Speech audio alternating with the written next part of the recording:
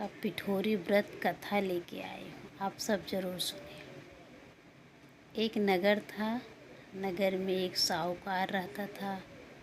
वह अपने पत्नी और 7 बच्चे के साथ, 7 बहू के साथ बहुत ही खुश रहता था। एक दिन साहूकार के पत्नी के मन में यह विचार आया कि क्यों ना हम भादव मास के पिठोरी का व्रत करें संतान के सुख के लिए।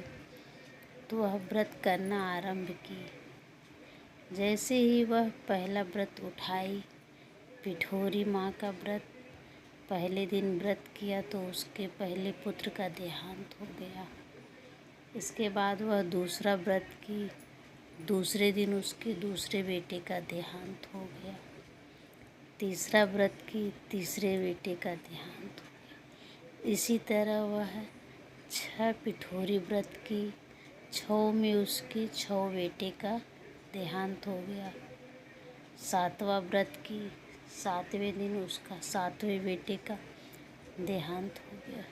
तो वह अपने बच्चे को एक टोकरी में रख के सिर पे लेकर जाने लगी। जाते जाते गांव के बाहर निकल गई। उसे एक घोर जंगल मिला। जंगल में पिठोरी माई बुढ़िया का भेष रख के जंगल में बैठी हुई थी और उससे बोली, बेटी कहाँ जा रही हो? तो वह बोली, माई क्या बताएं, हम जब से भादो मास का पिठोरी माई का व्रत कर रहे हैं, ऐसे ऐसे हो तो माँ सुख संतान की प्राप्ति के लिए होता है, माँ बच्चे के लंबे उम्र के लिए होता है। व्रत किए तब से मेरे 6 बेटे का देहांत हो गया।